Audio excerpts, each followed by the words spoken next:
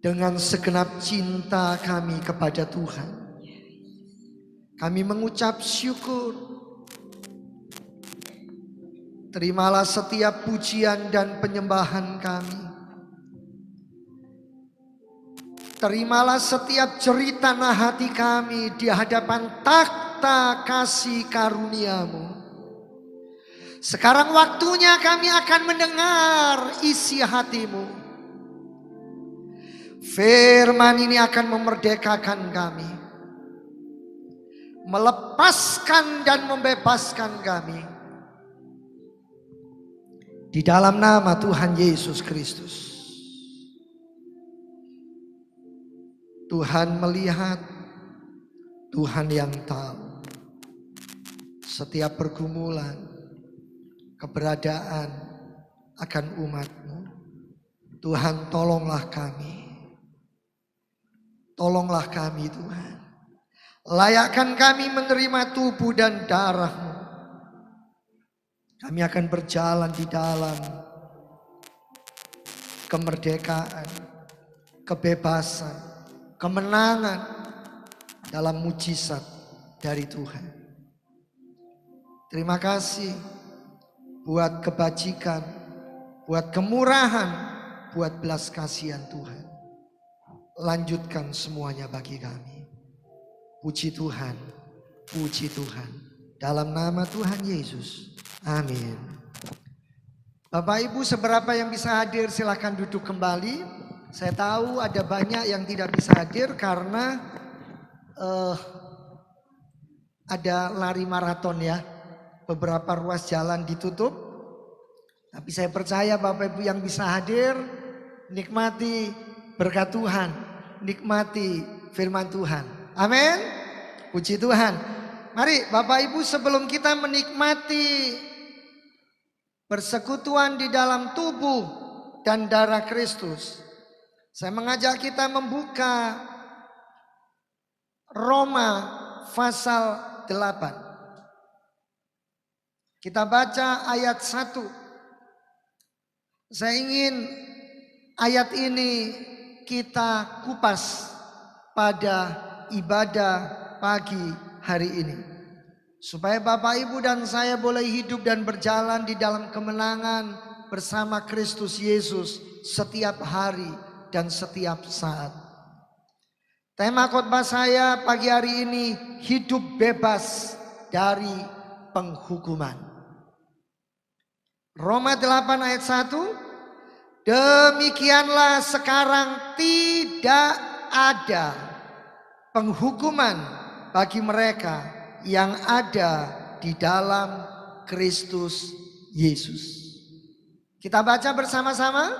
1, 2, 3. Demikianlah sekarang tidak ada penghukuman bagi mereka yang ada di dalam kasih Kristus Yesus. Ya, jemaat yang dikasihi Tuhan, dari Roma pasal 8 ayat yang pertama ini kita akan melihat dua fakta penting di dalam hidup pengiringan kita kepada Tuhan. Ada dua fakta penting yang Rasul Paulus sampaikan kepada jemaat Tuhan di kota Roma lewat Roma 8 ayat 1. Yang pertama adalah dalam hidup ini saudara akan bertemu fakta adanya belenggu penghukuman. Yang kedua, kita belajar fakta adanya pembebasan di dalam Kristus. Penghukuman itu ada, tetapi pembebasan itu ada. Kita lihat apa arti penghukuman. Dalam bahasa Yunani, penghukuman ditulis dengan kata krima. Kata krima itu dipakai untuk menunjukkan penghukuman dalam bahasa Yunani. Penghukuman berarti seseorang divonis bersalah. Penghukuman berarti ada hukuman akibat dosa yang sudah dilakukan. Penghukuman juga berarti status seseorang karena berada di bawah murka Allah. Jemaat yang saya hormati, penghukuman adalah keputusan hukum rohani, di mana manusia dinyatakan bersalah. Bersalah karena dosa. Dan karena bersalah akibat dosa, sebab dosa, maka manusia harus mengalami yang namanya penghukuman. Nah, kalau begitu dari arti penghukuman ini yang begitu mengerikan, karena seseorang berada secara status sekarang di bawah murka Allah. Siapa yang memberikan penghukuman ini, Bapak Ibu? Penghukuman ini berasal dari siapa? Sebagian orang berkata penghukuman itu dari setan. Penghukuman itu dari iblis. Tidak, Bapak Ibu. Kalau kita baca Roma 8 ayat 1, demikianlah sekarang tidak ada penghukuman bagi mereka yang ada di dalam Kristus Yesus. Ini jelas bahwa penghukuman itu dari Allah. Sebab Roma 8 ayat 1 jelas menunjukkan Allah adalah hakim yang adil. Kalau penghukuman itu berasal dari Allah, karena Allah itu kudus, karena Allah itu adil, dan dosa itu harus dihukum dan dihakimi. Coba kita buka sebentar ya, Roma 5 ayat 16. Bahwa penghukuman itu datang sebagai akibat pelanggaran. Penghukuman adalah keputusan Allah terhadap dosa, bukan keputusan manusia, bukan keputusan iblis. Jadi manusia tidak bisa melakukan penghukuman.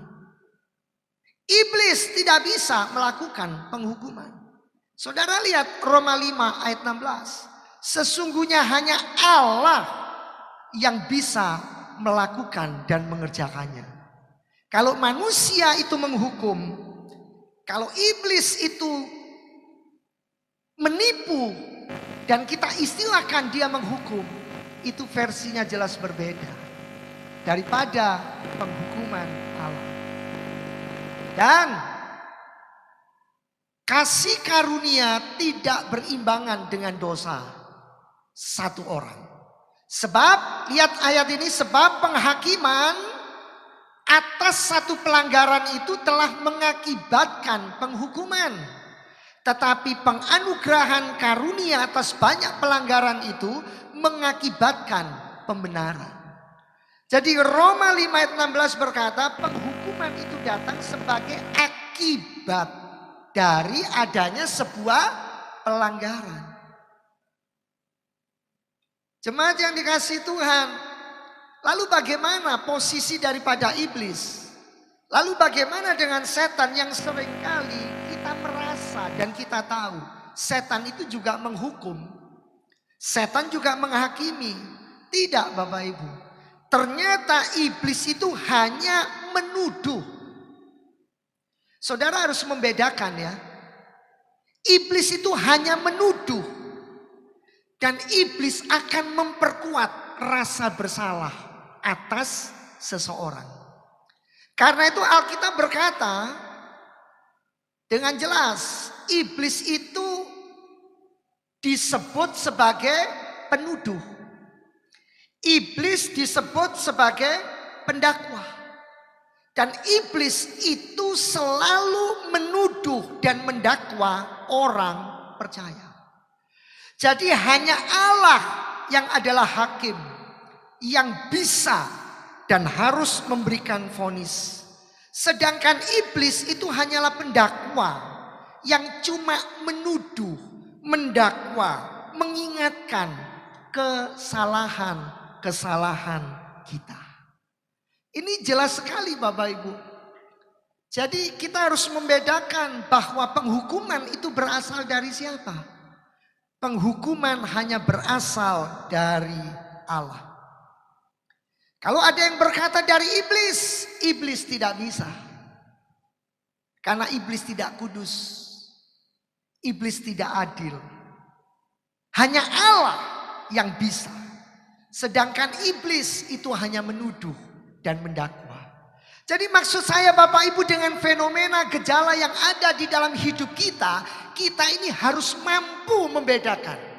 Kita ini harus bisa men-screening sedemikian rupa bahwa yang kita alami, bahwa apa yang kita terima itu dari Allah atau dari setan. Sehingga saudara bisa menjadi orang yang kuat, menjadi orang yang tangguh, menjadi orang yang berkemenangan. Penghukuman berasal dari siapa? Dari Allah. Kalau dari Allah, hanya Allah saja yang berhak, maka iblis tidak punya hak. Iblis hanya menuduh. Iblis hanya memperkuat rasa bersalah. Lalu bagaimana Pak dengan manusia? Apakah manusia bisa menghukum? Versi istilah manusia kalau menghukum itu beda dengan vonis dari Allah. Jadi sesungguhnya secara teologis manusia pun tidak bisa menghukum. Iblis nggak bisa menghukum. Saudara, hati nurani manusia, roh kita juga tidak akan menghukum kita. Hanya menuduh. Hanya membuat kita merasa bersalah. Itu hati nurani kita. Coba kita lihat Roma 2 ayat 15. Jadi kalau manusia itu menuduh dirinya, yang seolah-olah pakai istilah ingin menghakimi dan menghukum, tidak bisa. Kenapa? Karena hati nurani hanya membawa kepada kesadaran internal, kesadaran pribadi, kesadaran di dalam. Lihat ya, Roma 2 ayat 15. Sebab dengan itu mereka menunjukkan bahwa isi hukum Taurat ada tertulis di dalam hati mereka. Jadi hati nurani kita itu hanya turut bersaksi dan menuduh atau membela. Jadi kalau saudara ingin melakukan sesuatu, hati nurani saudara bersih, maka saudara akan diyakinkan oleh hati nuranimu bahwa perbuatanmu itu tidak menyimpang dari firman. Perbuatanmu itu benar. Hati saudara tenang. Ada damai sejahtera. Tapi ingat, kalau itu sudah menjadi habit, menjadi kebiasaan, menjadi pola hidup, jangan terkecoh dengan istilah hati yang tenang, penuh damai sejahtera. Belum tentu Bapak Ibu. Karena ukurannya adalah Alkitab. Kita lihat bahwa dalam Roma 2 ayat 15, hati nurani manusia itu bisa menuduh dan bisa membela. Saudara, ini sangat rentan sekali. Orang berpikir, enggak, apa yang saya lakukan ini sudah benar ini. Ini kebenaran karena hati saya tenang. Hati saya ada damai sejahtera. Enggak bisa Bapak Ibu. Ukurannya adalah kebenaran firman Allah. Karena itu saya bertemu Bapak Ibu dengan banyak orang yang dalam kehidupan sehari-hari, walaupun KTP-nya Kristen, walaupun identitasnya berkata saya anak Tuhan, setiap minggu mereka ke gereja, tetapi mohon maaf, mereka setiap hari masih hidup dalam belenggu penghukuman. Loh, lalu belenggu penghukuman itu datang dalam bentuk apa Pak? Dalam hidup yang Bapak pernah lihat di banyak orang-orang percaya. Saya melihat Bapak Ibu setidaknya belenggu penghukuman ini seringkali datang dalam bentuk rasa bersalah. Sudah berdoa, sudah minta ampun, sudah didoakan. Tapi rasa bersalah itu terus berkecamuk dan menghantui. Hati-hati, itu indikasi ada belenggu penghukuman. Hati nurani ini akhirnya akan menuduh terus-menerus. Banyak orang yang hidup berkecampung dengan penyesalan masa lalu yang tidak pernah selesai. Di hadapan Tuhan saya percaya, setiap kali Bapak melihat Bapak, Ibu dan saya, selalu ada tanda darah Kristus yang sudah menyucikan dan menguduskan kita. Tapi di dalam pelayanan-pelayanan saya bertemu banyak orang yang masih hidup terikat, terbelenggu, terhukum oleh penyesalan masa lalu. Saudara, belum lagi saya bertemu dengan banyak orang yang terus mengalami kegagalan-kegagalan yang berulang. Bukan hanya satu kali gagal, tapi gagal di tempat dan cara yang sama berulang kali. Ada yang merasakan tuduhan dalam hidup ini, selalu berkata dia tidak layak. Tidak layak ibadah, tidak layak baca Alkitab, tidak layak melayani, tidak layak berdoa. Selalu mengindikasikan hidupnya ini orang yang paling menderita.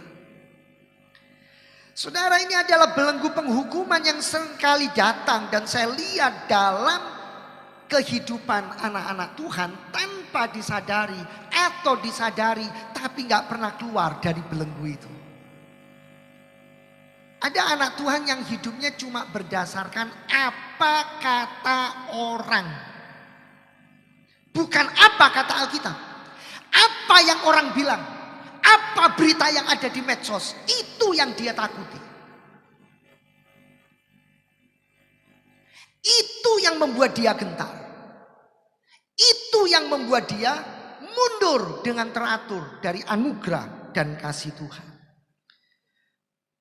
Saudara, di beberapa tempat, di beberapa orang, belenggu penghukuman ini datang sampai orang tersebut tidak mau mendekat kepada Tuhan. Dan akhirnya merasa frustasi dan ingin meninggalkan Tuhan. Saudara, inilah Roma 8 ayat 1 yang tadi saya bilang. Dari Roma 8 ayat 1 ini saya menyampaikan dua fakta penting dalam hidup manusia. Fakta yang pertama adalah fakta adanya penghukuman yang nyata. Fakta yang kedua adalah adanya pembebasan dalam Kristus. Mari kita baca pasal 8 ayat 1. Kita baca lagi. Kita baca lagi Bapak Ibu, kita baca lagi. Semua masih semangat? Atau ingat ikan pindang di rumah belum ditutup, takut dimakan kucing? Halo? Kok nggak ada yang ikut halo ya? Halo, semua masih di sini? Bapak Ibu menikmati firman Tuhan? Kunyahlah firman Tuhan ini. Nikmati Bapak Ibu. Amin. Ini loh saya mau tunjukkan Bapak Ibu. Ini sesuatu yang penting. Ini memerdekakan Bapak Ibu. Lihat ayat ini baik-baik ya. Roma 8 ayat 1. Demikianlah sekarang tidak ada penghukuman bagi mereka yang ada di dalam Kristus. Yang ada di dalam Kristus. Jadi pembebasan,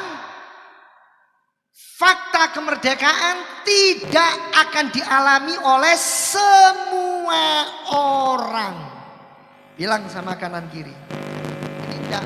Ini enggak berlaku buat semua orang. Bilang. Enggak berlaku buat semua orang. Kok enak? Enggak berlaku buat semua orang. Yang saya heran, orang sudah di dalam Yesus masih terus hidupnya terikat penghukuman, ada dalam belenggu penghukuman. Saudara, lihat ayat ini baik-baik. Bukan semua orang yang akan mengalami pembebasan dari penghukuman. Sehingga hidup merdeka, hidup berkemenangan, tidak terikat dengan segala pola kehidupan dunia. Saudara lihat, tidak semua orang. Nah, kalau tidak semua orang siapa, Pak? Kita baca lagi. Roma 8 ayat 1. Kita baca lagi Bapak Ibu. Kita baca lagi baik-baik ya. Ayo 1, 2, 3. Demikianlah sekarang tidak ada penghukuman bagi mereka yang ada di dalam Kristus. Kuncinya di mana? Bagi saudara dan saya yang ada di dalam Kristus Yesus. Loh Pak, tadi kan Bapak cerita. Yang Bapak bilang selalu tertuduh rasa berhala. Yang Bapak bilang selalu merasa gak layak. Loh itu lo masih ke gereja. Itu loh bawa Alkitab. Itu ngakunya anak Allah. Berarti belum dalam Kristus sungguh-sungguh. Mohon maaf. Mohon maaf Bapak Ibu, ini faktanya. Berarti belum ada dalam Kristus Yesus yang benar. Saya ketemu banyak. Saya bertemu dengan banyak. Saya banyak memberikan konseling-konseling, pandangan-pandangan saya.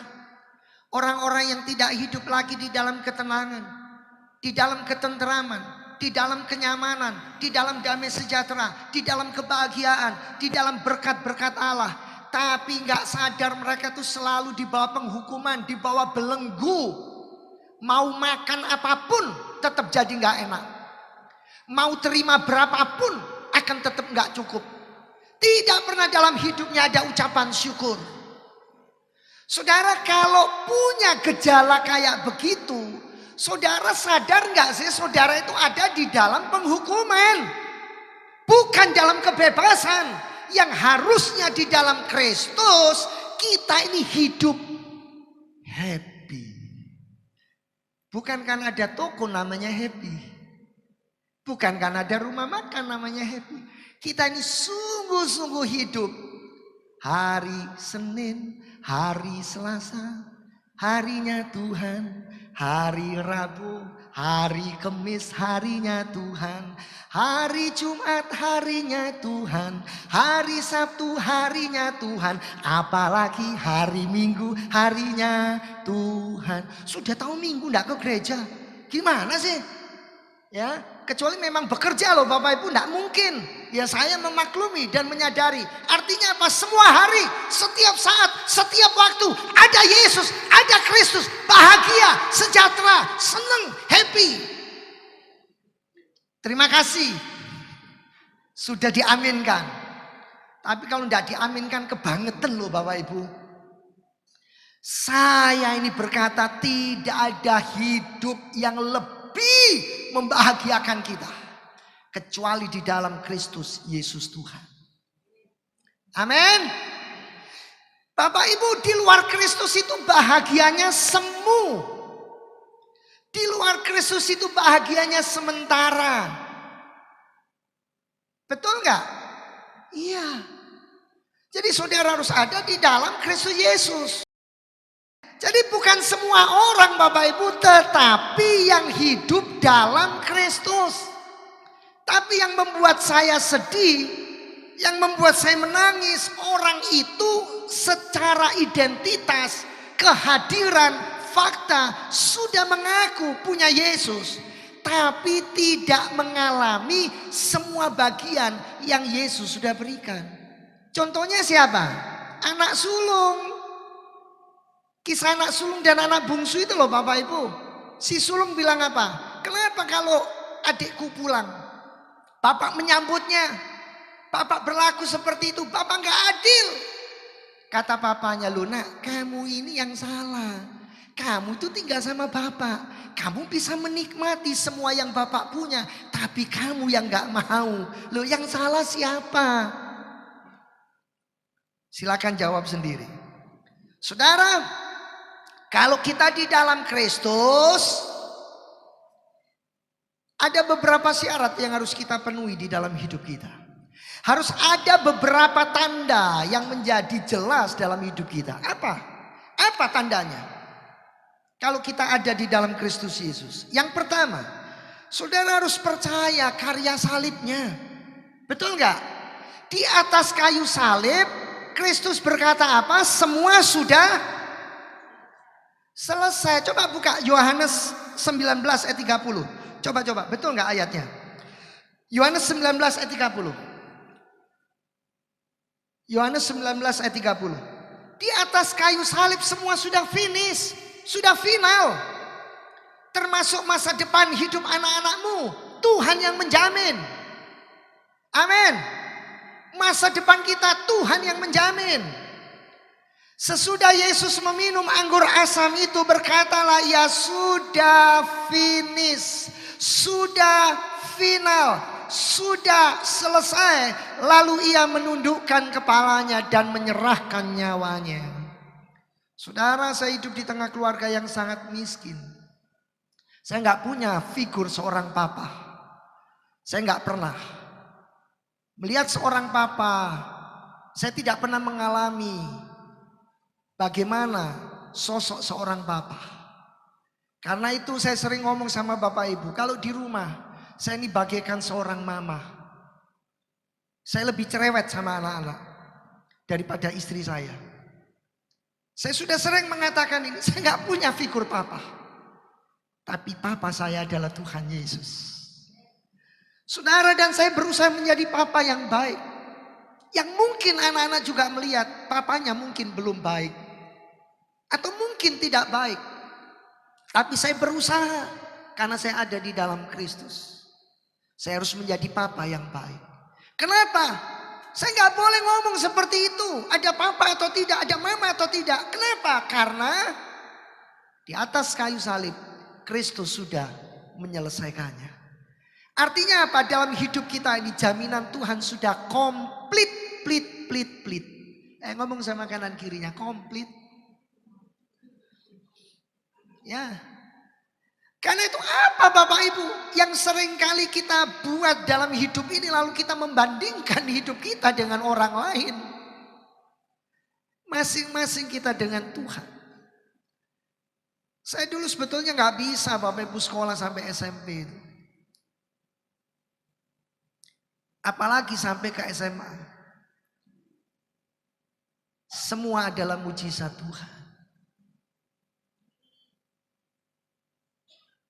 Saudara, saya dulu berdoa sama Tuhan, Tuhan, saya ini kan gak pinter matematika apalagi Tuhan. Saya sering gak bisa kerjakan itu, saya suka bolos. Saya minta sama Tuhan istri yang pinter matematika. Dan saya minta nanti anak-anak semua yang pinter matematika. Dan saya bersyukur dapat istri yang pinter matematika. Sampai nomor plat mobilnya orang aja inget angkanya. Tanggal lahir inget. Anak-anak saya juga semua pintar matematika. Biar papanya saja. Saudara, percaya karya salib Yesus. Bahwa dosa dan penghukuman dari Allah sudah ditanggung oleh Kristus. Di mana? Di atas kayu salib. Ini yang pertama. Yang kedua, apa tandanya kalau saudara ada di dalam Kristus Yesus? Saudara harus belajar menerima pengampunannya. Terima pengampunannya karena sudah dilakukan, sudah terjadi, sudah diberikan Bapak Ibu. Hukuman itu sudah dibayar bukan dengan mengangsur. Hukuman itu dibayar bukan dengan kredit. Hukuman itu dibayar dengan lunas. Dengan apa? Status kita ini sekarang berubah. Kalau sudah sadar akan salib Kristus.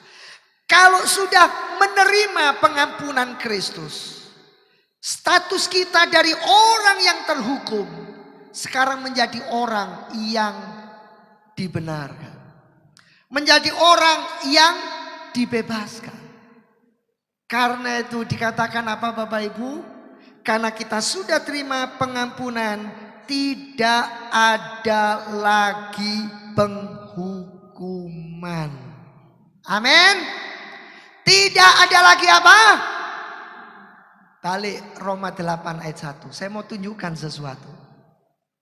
Saudara, ini fakta. Ini fakta yang terjadi di kehidupan banyak anak Tuhan. Mereka tidak terima ayat ini dengan utuh. Coba baca ulang ya. Baca ulang ya. Roma 8 ayat 1. Demikianlah sekarang apa? Tidak ada penghukuman. Tidak ada lagi. Bunyi kalimatnya, demikianlah sekarang penghukuman itu dikurangi. Dikurangi sama tidak ada itu beda enggak? Ya beda jauh Bapak Ibu. Bukan dikurangi tapi tidak ada. Ada yang membaca begini, demikianlah sekarang penghukuman itu ditunda. Ditunda. Beda enggak? Tidak ada dengan ditunda. Tidak ada dengan dikurangi. Sudahlah Bapak Ibu, kalau Alkitab bilang tidak ada ya tidak ada. Tapi saya ketemu banyak orang yang mengalami penghukuman. Penghukuman. Sehingga tetap merasa bersalah dalam hidupnya. Tetap kecewa terhadap suami dan istri. Lepaskan Bapak Ibu. Apa? Lepaskan. Juga Bapak Ibu gak perlu bilang, sudah kamu mau cari suami lagi terserah, cari istri lagi terserah. Bukan itu maksud saya. Lepaskan itu artinya jangan jadi beban dalam hidupmu. Sehingga saudara gak bisa berdoa. Saudara gak bisa menyembah. Saudara gak bisa dekat Tuhan. Ibadah, ingat wajahnya. Berdoa, ingat wajahnya. Ingat perbuatannya, ingat sikapnya. Apa saja yang kita lakukan, kita nggak tenang, kita nggak nyaman. Selalu ingat, nggak cuma mencekno, nggak cuma jengkelno. Kalau boleh dibunuh, akan dibunuh. Sudah, Bapak Ibu, di dalam Kristus kita sudah menerima pengampunannya. Jadi penghukuman bukan dikurangi dari hidup kita, bukan ditunda, tapi memang tidak ada. Hukumnya begitu, tapi faktanya apa? Saudara masih menyimpan sakit hati. Saudara masih menyimpan ketidakpuasan. Saudara masih menyimpan kekecewaan. Saudara, kalau mungkin saudara bilang, Pak, Bapak itu enak ngomongnya. Coba kalau Bapak yang melakukan, coba Bapak kalau ngalami. Saya belajar Bapak Ibu. Setiap kita sama-sama belajar. Bapak Ibu gak bisa jadi seperti saya. Betul gak? Ibu-ibu ya ibu-ibu, saya bapak-bapak ya bapak-bapak. Gak bisa sama kita Bapak Ibu. Saya gak mungkin hamil besar lalu melahirkan. Betul gak? Sama ibu-ibu juga gak bisa jadi seperti saya. Kita semua punya karunianya sendiri. Kita semua punya panggilannya sendiri. Ya, jadi ada di dalam Kristus itu berarti Bapak Ibu percayalah karya salibnya. Bapak Ibu terimalah pengampunannya, gak usah beli. Gak usah cari, otomatis. Berikutnya, Tuhan tidak lagi menghukum kita atas dosa. Itu pengertiannya kalau kita sudah ada di dalam Kristus. Dosa masa lalu, dosa masa sekarang, dan mohon maaf, ini bukan kesempatan untuk berbuat dosa, termasuk dosa masa depan. Ketika saudara tidak pernah melakukan itu dengan kesengajaan. Apa bisa? Bisa. Jadi Tuhan tidak lagi menghukum kita atas segala dosa kita. Penghukuman sudah dibatalkan bagi orang yang ada di dalam Kristus Yesus. Kenapa? Karena penghukuman itu sudah ditanggungnya. Sudah diselesaikan oleh Yesus Kristus sendiri. Jadi orang yang ada di dalam Kristus tidak cuma belajar percaya karya salib Yesus. Tidak cuma belajar menerima pengampunannya. Tidak cuma belajar percaya bahwa Tuhan tidak menghukum kita atas dosa.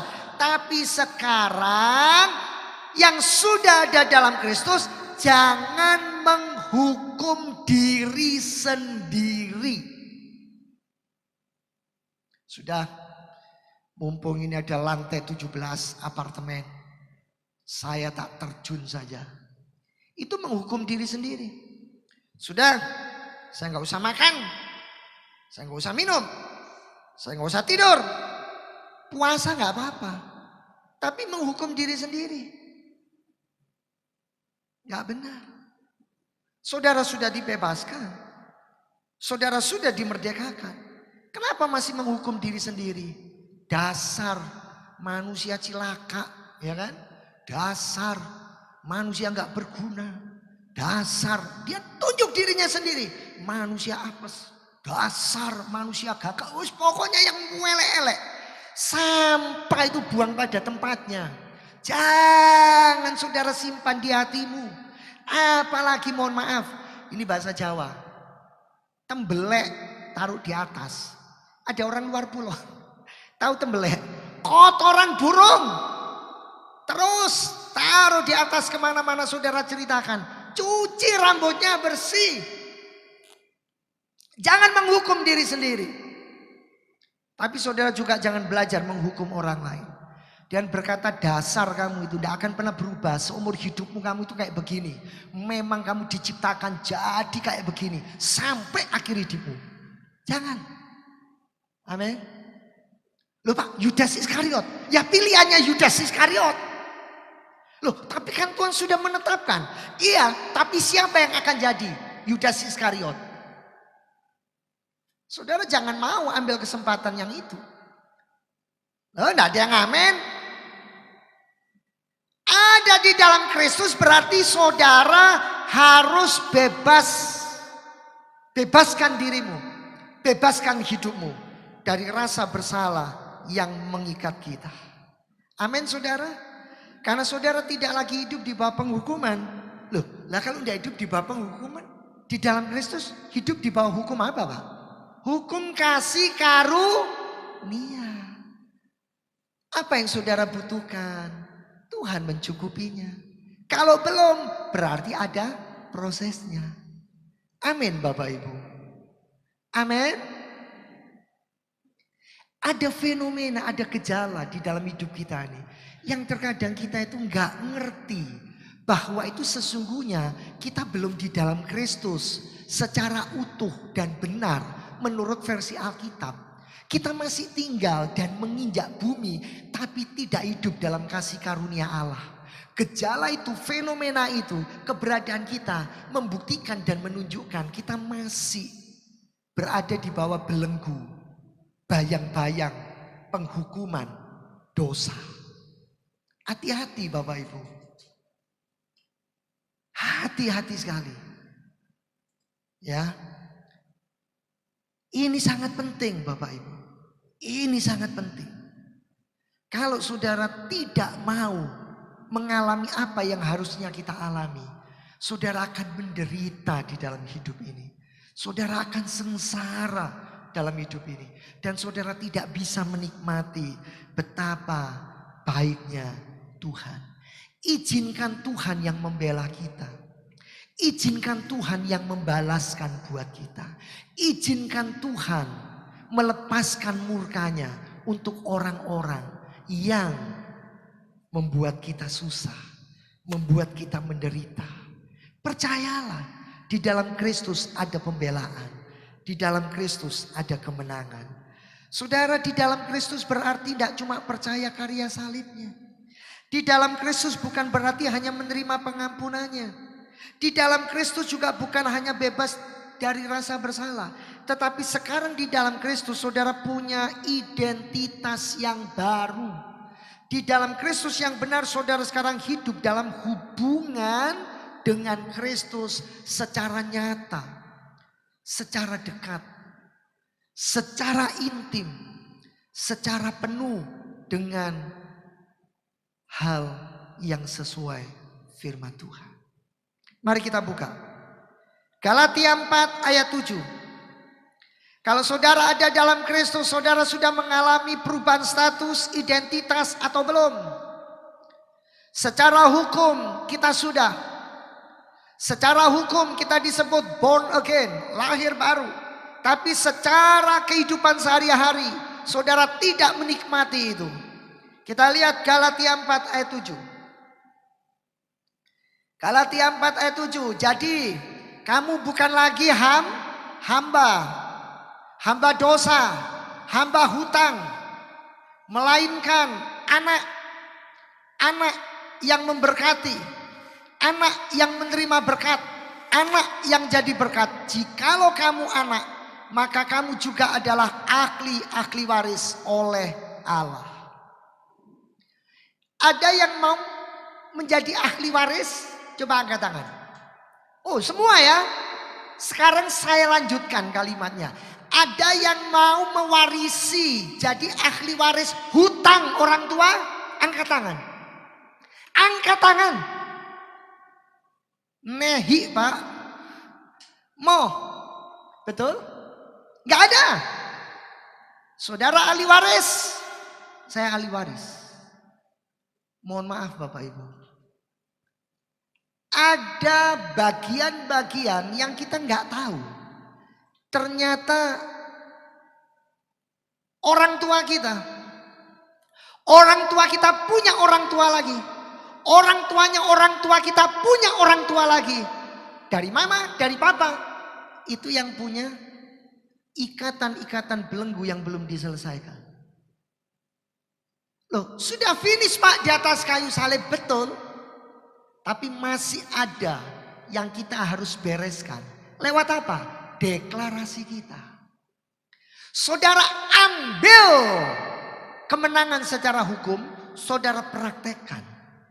Dan saudara ini menyadarkan saya. Galatia 4 ayat 7. Saya ini saudara kan sudah bilang. Saya hidup kecil itu cuma sama mama. Dan saya nggak punya figur papa. Jadi kecil saya ini saya dulu gampang tersinggung Bapak Ibu. Gampang apa? Tersinggung.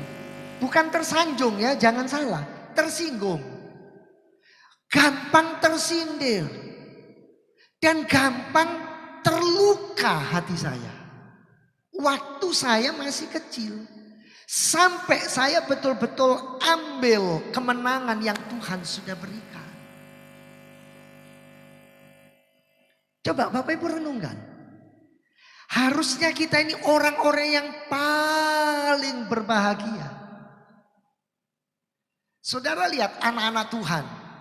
Ya, lebih hidup cenderung dipengaruhi oleh merek. Pernah tahu? Pernah tahu Bapak Ibu?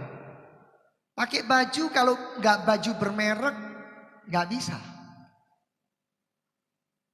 Loh kalau memang punya nggak apa-apa. Kok jadi sunyi sepi? Bapak Ibu nggak usah takut.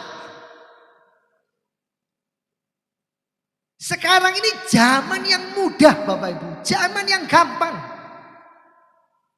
100.000 untuk DP. Bapak Ibu bisa bawa pulang sepeda motor. Loh benar. Siapa yang gak suka? Beli rumah pun sekarang tanpa DP. DP-nya dibayar oleh developer. Loh ini benar Bapak Ibu. Tapi, loh ada tapinya. Apa tapinya? Sing nyicil sopo. Betul? Betul? Yang ngangsur nanti siapa? Kalau DP-nya gratis itu loh. Apa ya betul gratis tis. Ya ora. Bayar. Betul? Ini fakta yang terjadi Bapak Ibu. Yohanes 1 ayat 12. Tapi saya juga nggak mau Bapak Ibu terlalu takut akhirnya. Mau ke pasar nggak berani. Ditanya kenapa nggak ke pasar? Saya takut ke pasar. Saya ngeri dengan berita telur naik. Nggak perlu juga, biar aja naik. Tetap bisa beli kok. Bapak Ibu saya tanya dengan kondisi zaman seperti sekarang ada yang sehari makan cuma 1 kali? Tetap makan 3 kali kan? Kecuali Bapak Ibu yang memang mempersiapkan diri makan cuma sehari 2 kali. Bahkan ada loh di luar tempat ini yang makan masih 5 kali. Ada yang 4 kali. Yohanes 1 ayat 12. Mari kita baca. Yohanes 1 ayat 12. 1, 2, 3. Tetapi semua orang yang menerima diberinya kuasa supaya menjadi anak-anak Allah, yaitu mereka yang percaya dalam namanya. Saudara yang ada di dalam Kristus, saudara sekarang punya kuasa. Punya apa? Kuasa untuk apa? Hidup dalam kemenangan sebagai anak Allah yang adalah ahli waris kerajaan Allah. Tadi saya tanya, ada yang mau mewarisi hutang orang tua? Saya tanya sekarang, ada yang mau menerima warisan orang tua berupa rumah, emas-emasan, harta benda? Coba angkat tangan.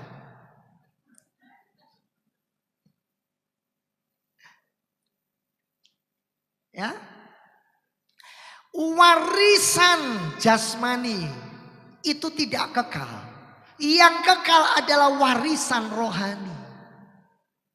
Orang benar akan meninggalkan warisan buat anak cucunya. Warisan apa? Iman, kesetiaan, hidup merdeka di dalam Kristus. Nah, Bapak Ibu, kenapa fenomena-fenomena ada banyak pria yang sampai seperti itu misalnya? Ya, dia tinggalkan istrinya, dia berbuat yang gak benar. Nah itu ada belenggu setan. Padahal sudah katanya anak Tuhan. Loh Bapak Ibu, orang percaya ini kalau dibilang anak setan marah loh Bapak Ibu, tersinggung. Ayo Bapak Ibu, kalau berani orang itu karena berzina, Bapak Ibu bilang, oh memang dasar kamu anak setan kamu itu. Ya, yang hutangnya banyak itu, oh kamu memang anak iblis kamu, anak setan, anak demit kamu. Marah, dia tersinggung Bapak Ibu. Betul nggak? Belum lagi perbuatan-perbuatan jahat yang lain. Bapak Ibu, karena itu banyak toko-toko itu yang mengeluh kalau pembelinya itu adalah anak-anak Tuhan. Apalagi hamba-hamba Tuhan. Saya pernah melayani seorang bapak yang sudah cukup lanjut usia. Waktu ketemu yang diceritakan masa lalunya. Lalu bapak ini cerita, saya tuh sampai sekarang nih Cuk, ya saya masih ingat. Makanya saya nggak mau jadi orang Kristen. Kenapa? Karena pelanggan saya itu banyak pendeta, tapi sukanya kalau beli ngutang. Waduh, saya malu Bapak Ibu. Sukanya ngutang, setelah itu nggak bayar. Loh ini nyata loh Bapak Ibu. Ini nyata. Lalu saya tanya dulu bisnisnya apa? Saya toko panci. Sudah bertahun-tahun yang lalu. Makanya Bapak Ibu kalau beli panci cepat dibayar. Ya nanti kalau enggak pancinya itu bunyi loh. Belum bayar, belum bayar, belum bayar. Sopnya enggak jadi sop, nanti jadi kare. Ya enggak, jadi kosong. Ya ini joke aja Bapak Ibu. Baik, masih banyak contoh-contoh yang lain Bapak Ibu. Maksud saya supaya kita ini berkaca Bapak Ibu. Mari kita lihat, kita introspeksi diri di dalam hidup kita ini. Ya, psikologi itu kan ilmu yang mempelajari tentang fenomena hidup manusia. Makanya namanya psikologi. Ilmu yang mempelajari tentang psikis, perilaku, sikap, mental manusia. Loh apalagi Alkitab Bapak Ibu.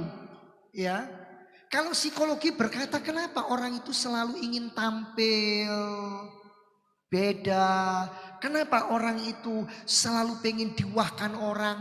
Mungkin dia punya krisis identitas. Tidak berarti yang semua pengen tampil beda itu seperti itu. Enggak ya Bapak Ibu. Secara umum psikologi berkata seperti itu. Lalu itu adalah kompensasinya secara ilmu psikologi. Tapi Alkitab berkata, kenapa seseorang itu mengalami penyakit yang sedemikian rupa? Dan dokter berkata, no hope. Tidak ada harapan, saya sudah angkat tangan. Berarti di baliknya ada roh kematian. Nah, saudara harus percaya. Harus percaya. Nanti lain kali saya akan ceritakan lebih panjang lebar. Saudara, percayalah, alam roh itu lebih nyata daripada alam fisik. Saudara, alam fisik itu hanya sekian ribu tahun. Tapi alam roh, Kejadian 1 ayat 1 itu jauh. Makanya ada ahli yang berkata bisa bermiliar-miliar tahun.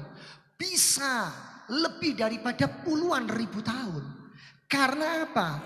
Kejadian 1 sampai ayat 2 itu ada kesenjangan yang tidak bisa diukur oleh dimensi waktu. Percayalah, alam roh itu lebih nyata daripada alam fisik. Saudara, kalau di Bali alam roh yang dikenal itu leak yang paling ditakutkan. Yang ingin membawa dan membuat orang itu mati. Tapi kalau di NTT, Nusa Tenggara Timur, Barat, dan daerah Indonesia Timur, itu namanya Swangi. Bukan Semanggi, Swangi. Orang bilang Swangi, Swangi itu kepala yang tanpa badan. Setiap malam dia akan berkeliling mencari orang yang bisa diambil nyawanya. Orang sini bilang, alah gak mungkin Pak, gak mungkin. Kalau gak percaya tinggal pergilah ke daerah-daerah itu. Alam spiritual itu nyata. Jemaat yang dikasihi Tuhan, karena itu mari kita hidup ini dengan penuh kehati-hatian. Jagalah kekudusan hidupmu. Saya hari-hari ini, saya belajar semakin banyak. Semakin saya banyak belajar, saya semakin tahu saya nggak tahu apa-apa. Terimalah ya Tuhan, setiap pujian, hormat dan kemuliaan hanya bagi dalam Tuhan Yesus Kristus saja. Setiap persembahan yang anak-anakmu sudah berikan, Tuhan memperhitungkannya sebagai kebenaran. Tuhan memberkati, Tuhan mengedamkan tangannya, Tuhan menyatakan kemurahan dan belas kasihannya.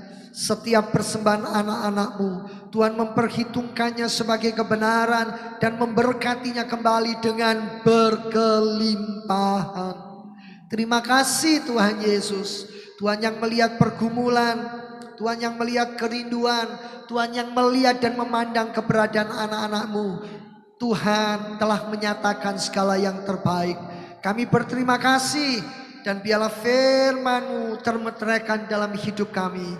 Bapa, tolonglah kami semuanya.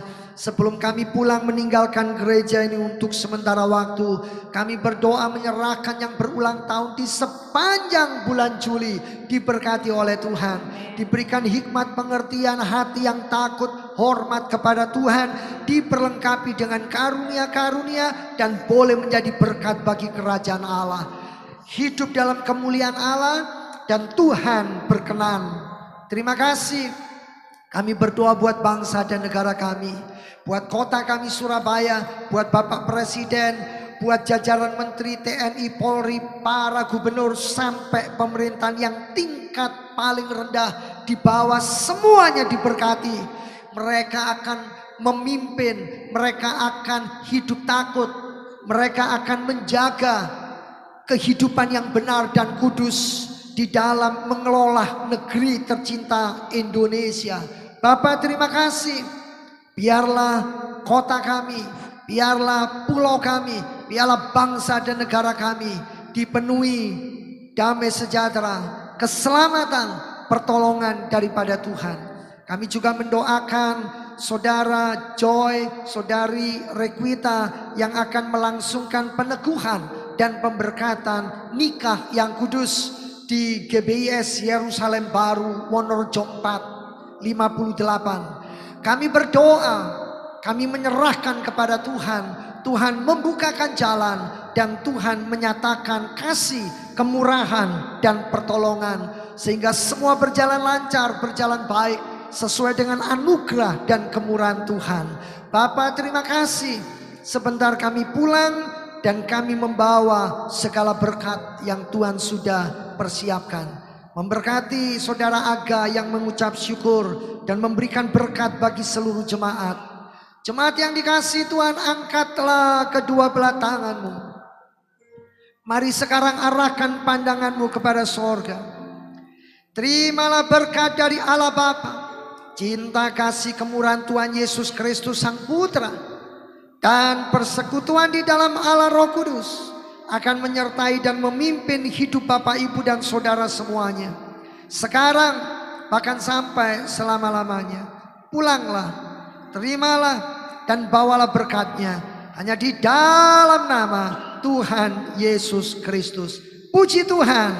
Amin.